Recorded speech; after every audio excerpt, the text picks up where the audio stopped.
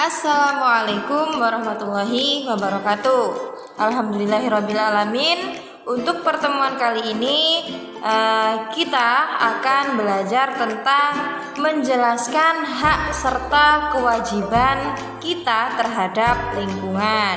Ayo anak-anak silahkan dibuka buku paketnya halaman 91. Oke, sudah ya? Langsung saja, di sini akan Bu Guru jelaskan sedikit tentang pelajaran PPKN. Yang pertama, hak dan juga kewajiban. Anak-anak pasti sudah mendengar ya yang namanya hak dan juga kewajiban. Hak, pengertian dari hak itu adalah segala sesuatu yang harus kita terima atau yang harus kita dapatkan. Itu adalah hak. Sedangkan kewajiban itu adalah segala sesuatu yang harus kita kerjakan.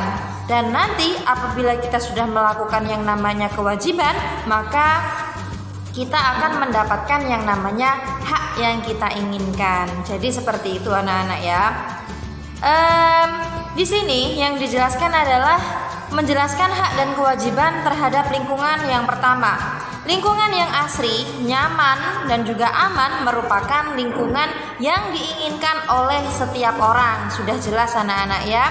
Lingkungan yang sejuk, bebas dari polusi, ataupun yang lainnya yang mengganggu pada tubuh kita, itu akan sangat bermanfaat bagi kita dan juga enak di tubuh kita. Nah, untuk mendapatkan lingkungan yang tersebut, apa yang harus kita lakukan? Yang harus kita lakukan adalah menyeimbangkan antara hak dan juga kewajiban. Nah, kira-kira hak kita terhadap lingkungan. Jadi, apa yang harus kita terima? Apa yang kita dapatkan dari lingkungan? Yang pertama, sudah jelas.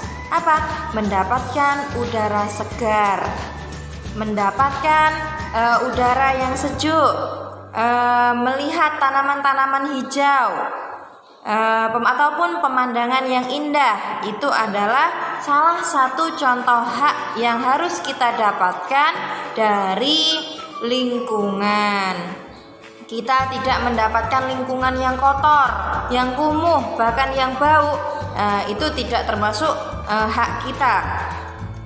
Jadi hak kita yang perlu kita terima dari lingkungan itu adalah udara segar, pemandangan yang indah, tanpa adanya asap kendaraan, polusi, dan lain sebagainya. Nah, di samping itu juga anak-anak, yang perlu kita perhatikan adalah kewajiban kita. Apabila kita ingin mendapatkan hak kita ingin mendapatkan udara segar, udara sejuk, kita harus melakukan yang namanya kewajiban. Apa kira-kira kewajiban kita terhadap lingkungan supaya kita bisa mendapatkan udara segar? Yaitu yang pertama, langkah pertama adalah reboisasi. Anak-anak tahu reboisasi?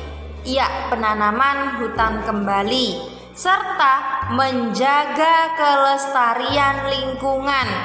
Yang ketiga, tidak mencemari lingkungan. Nah, itu adalah beberapa contoh kewajiban kita supaya kita bisa mendapatkan udara segar, pemandangan yang indah, dan lain sebagainya. Di sini ada gambar anak-anak, perhatikan kedua gambar berikut. Yang gambar pertama itu adalah taman bermain, dan yang gambar kedua itu adalah sungai, air yang mengalir tanpa adanya sampah. Nah, itu adalah salah satu contoh yang lingkungan yang asri. Oke, di sini sudah paham ya. Kita lanjut berikutnya. Yang berikutnya itu adalah halaman 107 anak-anak. Silakan dibuka halaman 107. Sudah ketemu ya? Di sini sama, yaitu menjelaskan hak dan juga kewajiban terhadap lingkungan. Di mana di sini dijelaskan lebih singkat, lebih jelas lagi. bahwasanya hak kita yang pertama adalah mendapatkan udara segar seperti yang Bu Mei jelaskan tadi. Yang kedua, menikmati keindahan hutan ataupun keindahan lingkungan sekitar. Yang ketiga itu adalah memanfaatkan kayu, pohon sesuai dengan aturan yang berlaku. Jadi tidak asal-asalan kita ambil manfaat dari pohon sembarangan, itu tidak boleh. Yang terakhir itu adalah memanfaatkan tumbuhan sebagai bahan obat-obatan. Nah, jadi di sini ada beberapa jenis tanaman yang bisa kita gunakan atau kita manfaatkan sebagai bahan obat-obatan.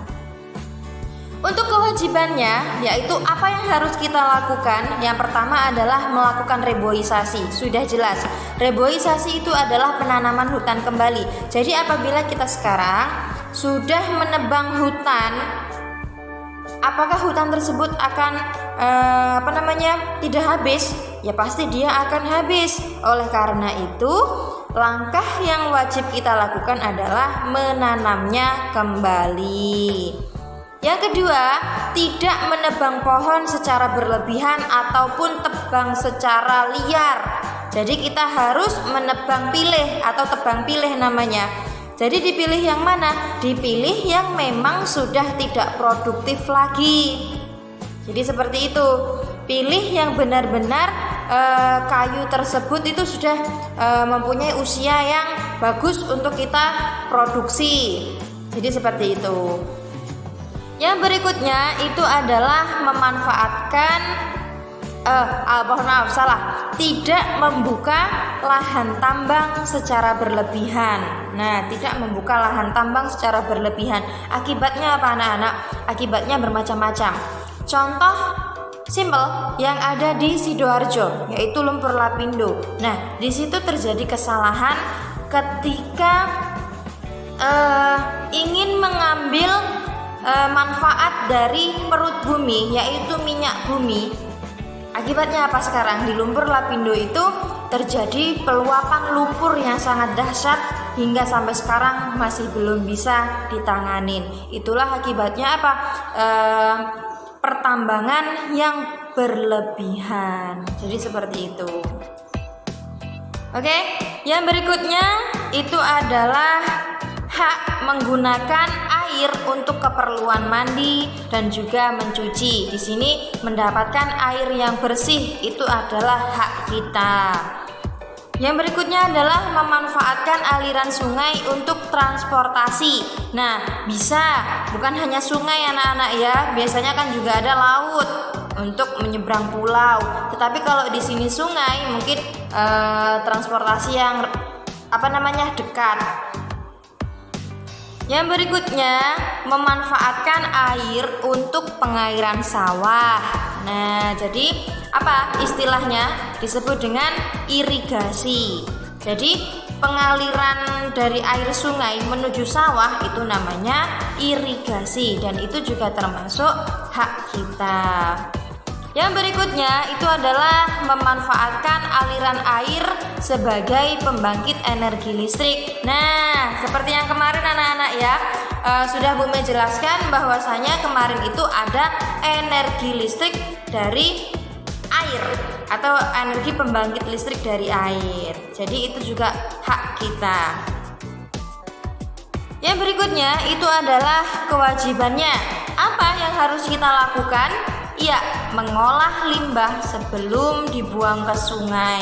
Jadi jangan asal-asalan anak-anak. Contoh limbah plastik. Plastik itu sangat susah untuk diuraikan, bahkan tidak bisa diuraikan. Jadi bagaimana cara kita untuk bisa mengolah kembali yang namanya limbah tersebut? Bagaimana caranya? Iya, dengan daur ulang. Betul sekali. Ya, kewajiban yang berikutnya itu adalah menanam tumbuhan di sepanjang sungai. Dan itu juga sangat penting anak-anak ya. Kenapa kok harus menanam tumbuhan? Iya, karena pada tumbuhan di bagian akar itu mereka mampu menyimpan yang namanya air. Yang berikutnya itu adalah memanfaatkan aliran air. Oh, tadi sudah ya. Mohon maaf, salah. Yang berikutnya adalah kewajibannya tidak mendirikan bangunan di sepanjang tepi sungai. Nah, akibatnya apa? Biasanya sering kita jumpai terdapat beberapa rumah-rumah yang berada di tepi sungai. Akibatnya apa? Banyaknya mereka membuang sampah sembarangan. Akhirnya apa? Sungainya pun meluap, akhirnya banjir. Oke. Yang terakhir itu adalah tidak membuang limbah dan sampah ke sungai. Apabila kita menginginkan air yang bersih, cara kita adalah tidak membuang limbah ataupun sampah pada sungai ataupun aliran air yang lainnya. Supaya apa? Supaya tidak tercemari. Oke, di sini Bu Mei ulangi kembali hak dan kewajiban. Hak itu adalah segala sesuatu yang harus kita terima. Biasanya hak itu identik dengan kata-kata mendapatkan dan juga menerima. Itu adalah hak. Kalau kewajiban itu adalah segala sesuatu yang harus kita kerjakan atau kita lakukan. Jadi untuk kata kunci kewajiban di sini adalah melakukan. Jadi nanti kalau ada pertanyaan tentang kewajiban kita terhadap lingkungan, apa saja? Biasanya kata kuncinya adalah melakukan. Melakukan itu adalah kata kunci dari kewajiban. Nah, sampai sini Bu Mei rasa sudah cukup selesai materi singkat ini. Akhirul kalam, mohon maaf apabila ada kesalahan kata ataupun tingkah laku Bu Mei yang disengaja ataupun tidak disengaja, mohon dimaafkan. Bu Guru akhiri, wassalamualaikum warahmatullahi wabarakatuh.